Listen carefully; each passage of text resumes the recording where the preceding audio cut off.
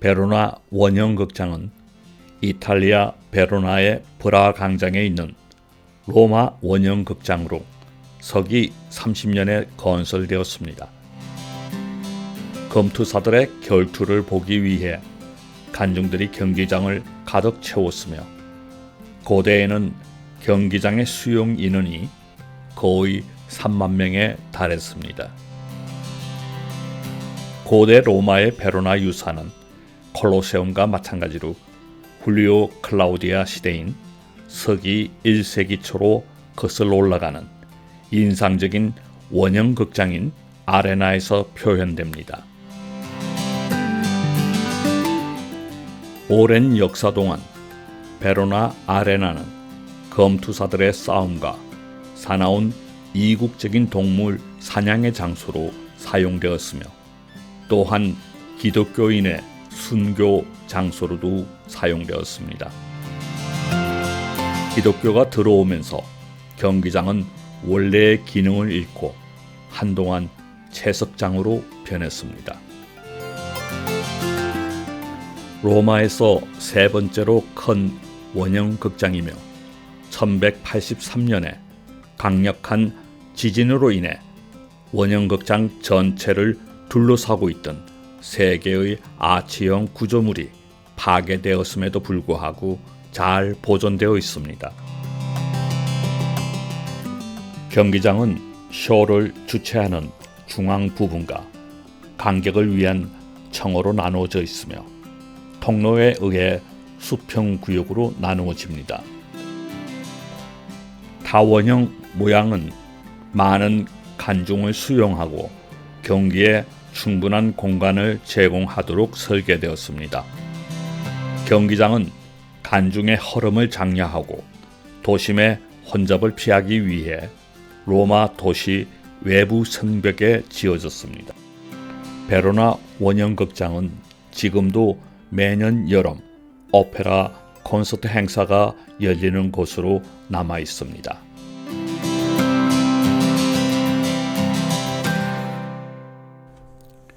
브라 광장은 이탈리아 베로나에서 가장 큰 광장으로 광장에는 여러 주목할 만한 건물과 함께 수많은 카페와 레스토랑이 줄지어 있어 여행 중 쌓인 피로를 잠시 풀어버릴 수 있는 장소이기도 합니다.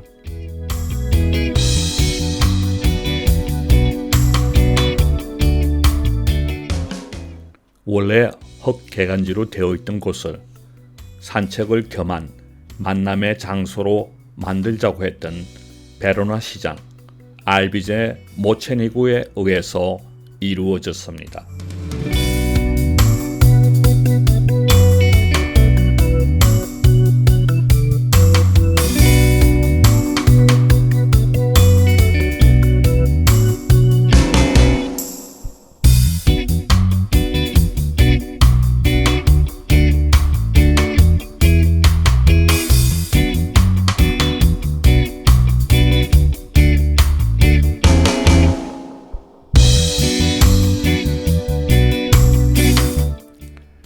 줄리엣의 집은 13세기 말에서 14세기 초에 지어진 탑형의 주택입니다. 벽의 돌 위에는 모자 모양의 부조가 있는데 이 문장은 대단한 부유층이었던 줄리엣 가문인 카플리티 가문의 문장으로 추측합니다. 베로나시에서 가장 유명한 장소이자 세계 연인들의 스냅샷 장소인 줄리엣의 집은 베로나 중세 주택으로 달 카펠로 가족이 13세기부터 살았을 것으로 추정됩니다.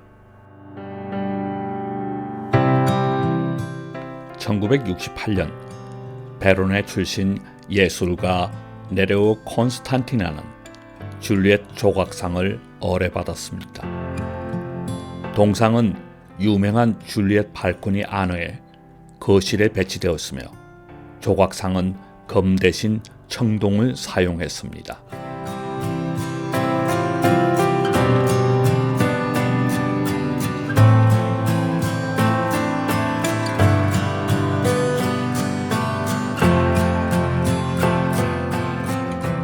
국어용 건물 2층에는 건물 전체에서 가장 큰 파티홀이 있습니다. 여기서 로미오와 줄리엣이 처음 만나는 파티를 상상하는 것은 어렵지 않습니다. 파티홀 쇼케이스 안에는 영화 로미오와 줄리엣을 연기한 배우 올리비아 하세와 레네드 하이팅이 입었던 오리지널 의상이 전시되어 있습니다.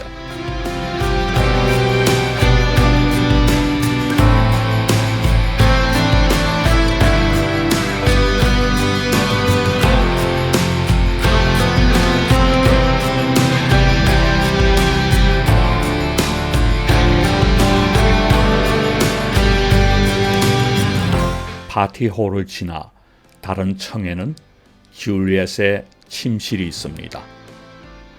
여기에는 이탈리아 감독 프랑코 제페렐리의 영화 로미오와 줄리엣에 사용된 베로나 목수가 만든 침대가 그대로 있는데요.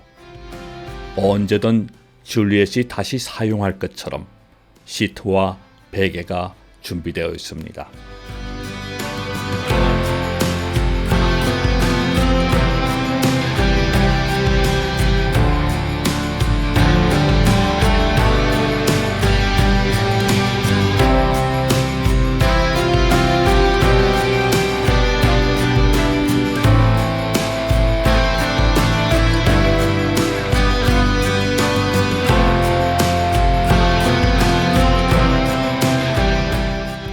줄리엣 하우스는 수세기 동안 여러 소유자의 손을 거치면서 손상되어 초라한 19세기 건물로 남겨져 복원 및 개조 작업의 대상이 되었는데요.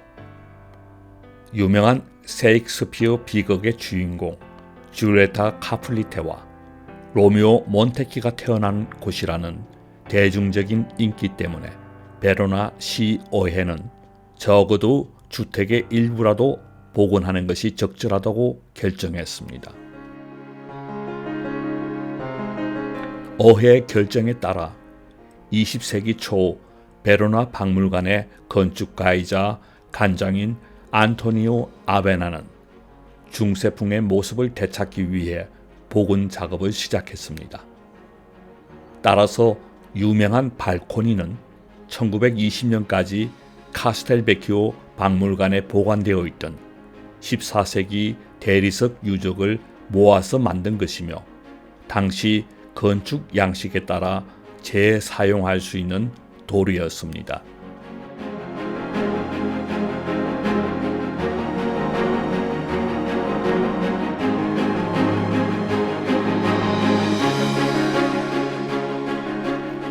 베로나에는 실제로 로미오의 아버지 몬테규 가문과 줄리엣의 가문 카플레티라는 두 가문이 있었습니다. 줄리엣의 집은 베로나에서 가장 방문객이 많은 곳입니다.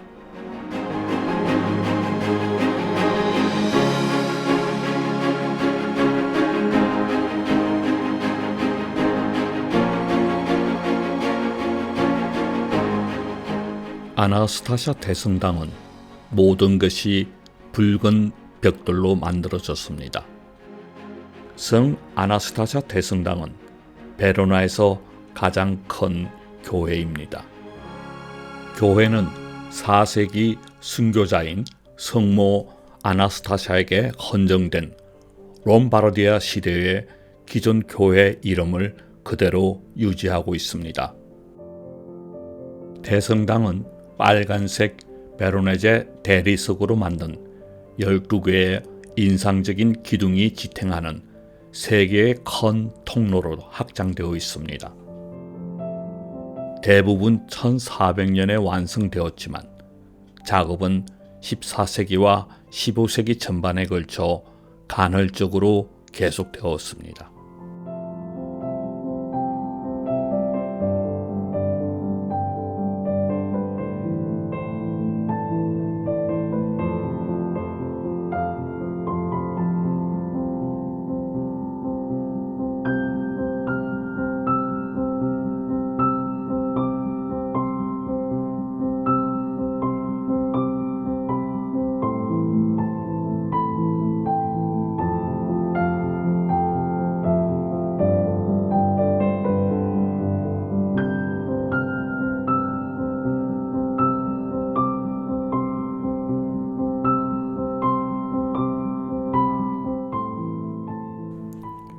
아나스타샤 성당의 가장 유명한 예술 작품은 고딕 그림의 걸작으로 여겨지는 공주를 풀어주는 성조지를 표현한 피사넬로의 프레스코화입니다. 오늘날 볼 수 있는 교회는 도미니크 수도회가 만들었으며 도미니크 수도사이자 베로나의 공동 수호자인 성 베드로 순교자와 성 제노에게 헌정되었습니다.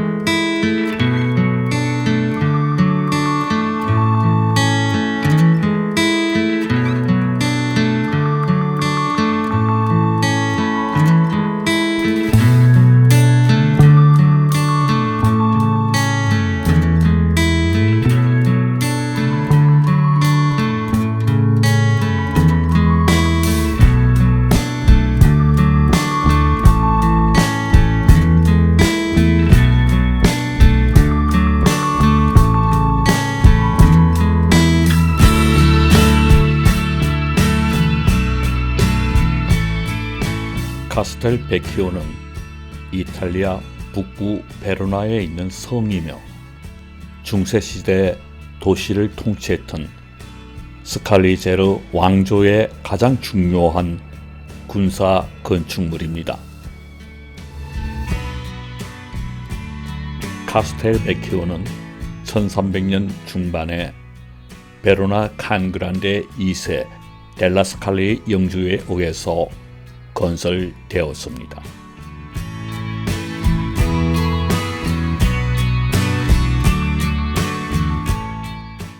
성에는 7개의 탑과 4개의 주요 건물이 내부에 있으며 한쪽으로 높은 성체가 있습니다.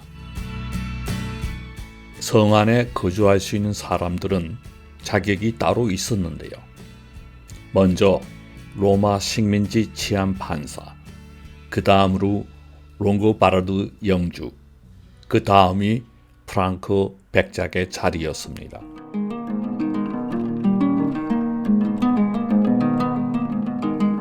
칸그란데 2세 델라스칼라가 자신의 독재적인 통치에 반대하는 주민들의 반란이 발생할 경우 성에서 안전하게 탈출할 수 있는 방법을 만들기 위해 1354년에서 1356년 사이 이 건물을 지었습니다. 지금은 박물관으로 사용되고 있습니다. 1300년대 중반 스칼라 가문이 지은 카스텔베키오 성은 베로나에서 가장 중요한 박물관입니다. 중세 및 르네상스 조각품을 전시하고 있으며 풍부한 그림과 고대 청동으로 만든 종, 중세 시대의 보석과 무기 및 갑옷을 갖추고 있습니다. 박물관 내에 있는 2개의 작은 방에는 무기와 갑옷이 전시되어 있는데요. 한쪽 방에는 큰 금과 켈트족의 단금 중 하나인 스크라마삭스, 방패 손잡이, 갑옷의 일부, 그리고 베로네스 영토에 있는 롱고바드 무덤에서 추출한 청동과 철로 된 많은 다른 물건들이 있습니다. 이는 6세기에 이탈리아를 침략한 게르만 인구의 뛰어난 야금술 기술을 보여줍니다.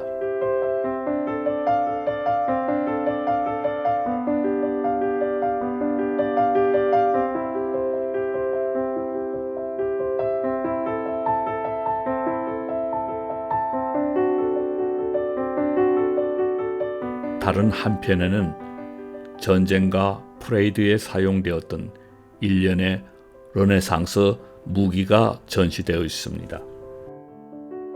중세시대 무기들로 전시된 방에는 킹 그란데의 검이 조명이 켜진 케이스에 전시되어 있습니다. 검은 1921년 베로나 영주의 방주에서 가져온 것입니다. 킹 그란데의 검 옆에는 귀중한 중세 보석이 있습니다. 커다란 검별과 보석이 박힌 브로치, 진주로 장식된 벨트는 베로나의 한 집에 숨겨져 있던 것이 발견되었습니다. 많은 학자들에 따르면 기술의 정교함과 재료의 귀중함으로 인해 왕실에 소장될 만한 가치가 있었으며 스칼리제 보물의 일부였을 가능성이 높다고 추측합니다.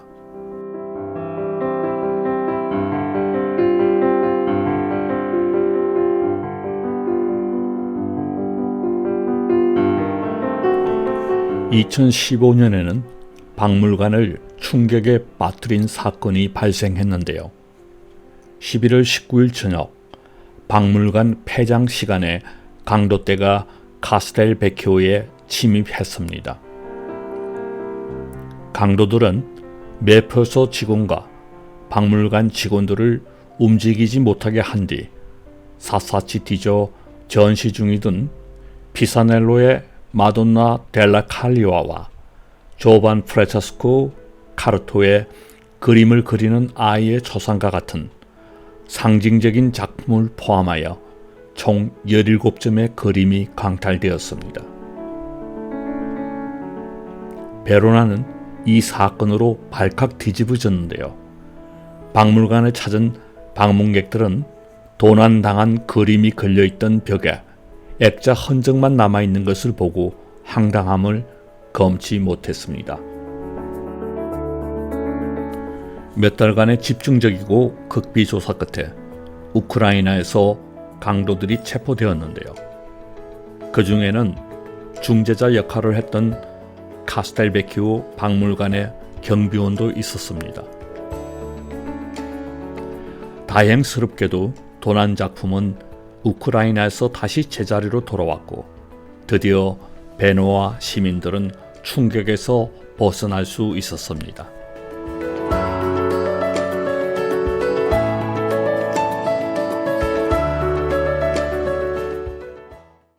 원래 교회는 성 제노의 유해를 안치하기 위해 5세기에 지어졌는데요. 현재의 산 제노 마제르 교회는 12세기에 건축되었으며 1398년에 완공되었습니다.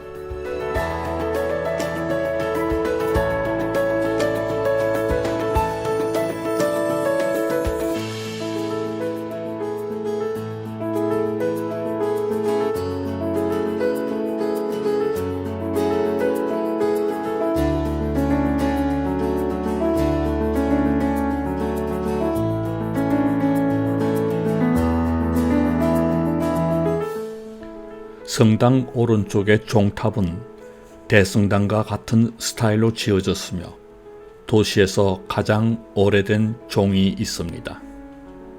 두 개의 나무 문으로 이루어진 웅장한 정문의 각 문은 신약과 구약의 장면을 상징하는 24개의 청동 패널로 장식이 되어 있습니다.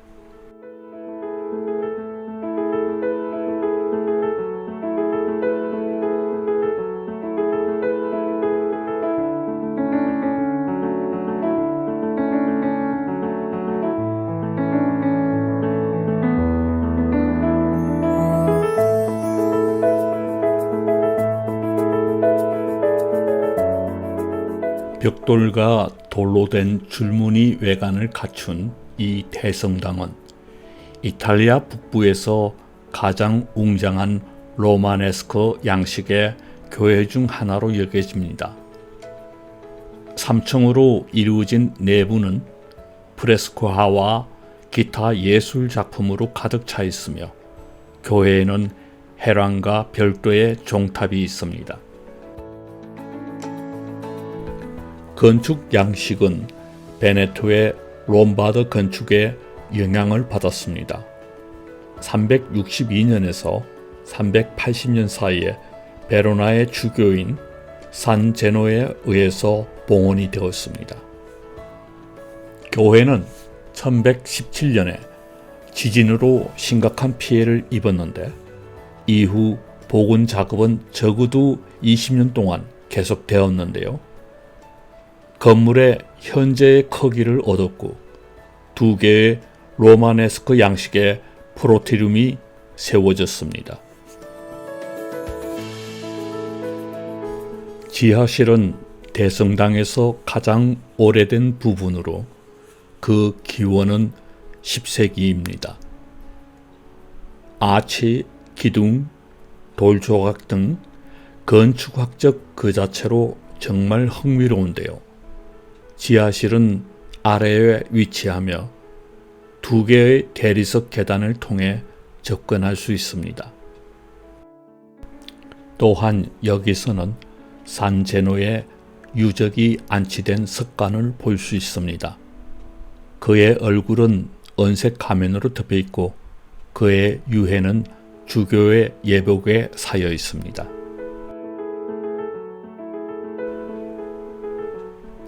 지하 예배당은 바실리카의 가장 큰 부분으로 십자가 모양의 기둥이 다른 단순한 기둥과 교대로 배열되어 있는 것이 특징입니다. 중앙 계단은 49개의 기둥으로 지지되는 아치가 있는 9개의 본당으로 나누어진 지하실로 이어집니다.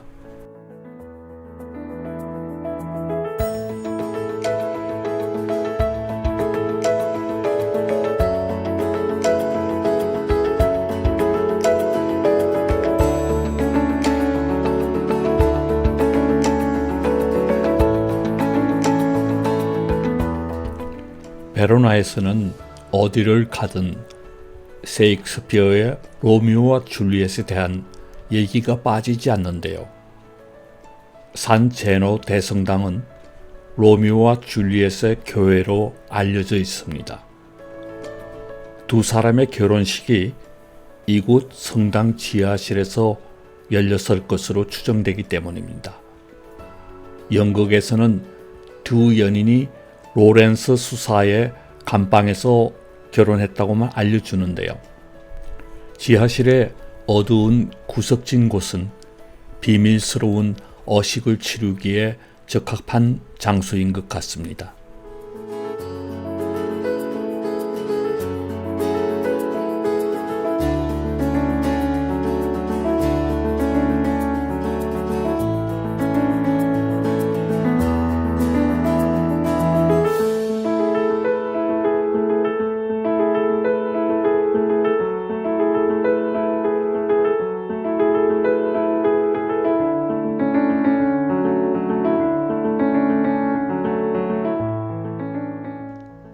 (1300년대) 건설 당시 세계 최대 경관을 자랑했으며 르네상스 시대 베로나를 통치했던 델라스칼라 가문의 이름을 따서 스칼리제로 다리라고도 알려진 카스텔베키오 다리는 에디제 강 위에 있는 다리로 베로나 중세 시대의 가장 대담하고 훌륭한 작품으로 여겨지는 카스텔베키오의 요새 일부입니다.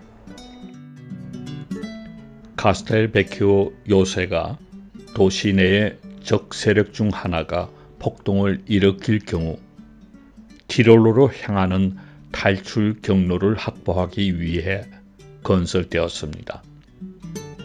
이 다리는 유명한 군사 기술자 굴리엘모 베빌리쿠아가 설계했습니다.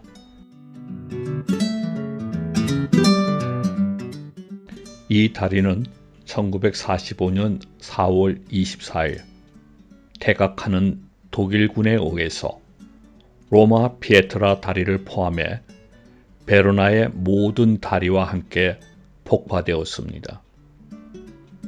오늘날 이 자리에 서 있는 것은 원래 다리를 거의 정확하게 복제한 것입니다.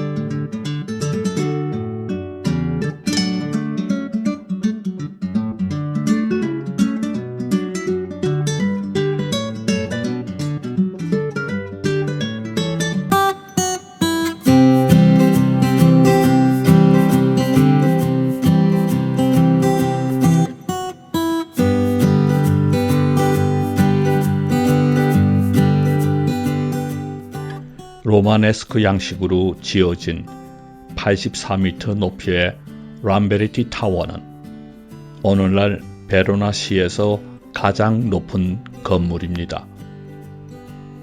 일반에게 공개되어 있으며 계단을 이용하거나 엘리베이터를 이용해 보다 편안하게 종탑까지 올라갈 수 있습니다. 타워 꼭대기에서 아름다운 베로나 도시 풍경을 360도 전망하실 수 있습니다. 탑의 건설은 1172년에 시작되었습니다. 1403년 5월 탑 꼭대기가 낙뢰를 당했으나 복원 공사는 1448년에야 시작되어 16년이 걸렸습니다. 벽돌로 된 상반부와 흰색 대리석으로 된 종탑의 건설은 1463년에 이루어졌습니다.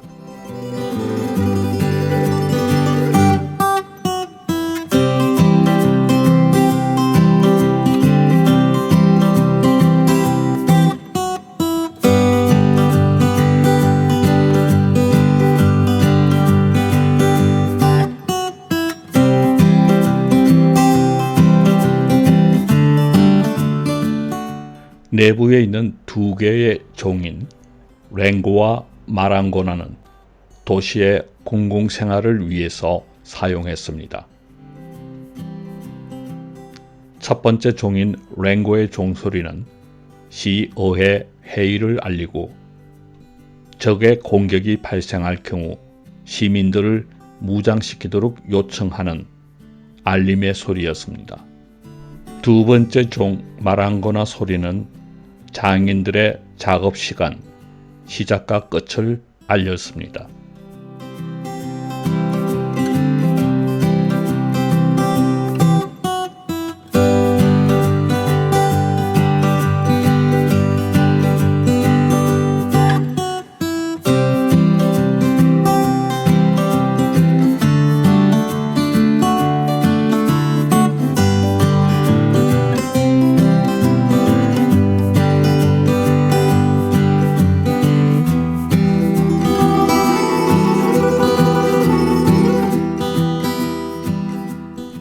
조용하고 차분한 도시의 분위기를 느끼시고 싶으시면 베로나를 추천드립니다. 밀라노에서 아침 출발해서 저녁에 돌아오는 일정으로 다녀왔습니다. 정말 깨끗하고 정리가 잘 된, 그리고 조용하며 차분한 낭만적인 도시였습니다. 언젠가 다시 한번 들르고 싶은 도시입니다. 다음엔 여름철 오페라 시즌 때 한번 가보려고 합니다. 지금까지 베로나였고요. 다음은 피렌체에서 뵙겠습니다.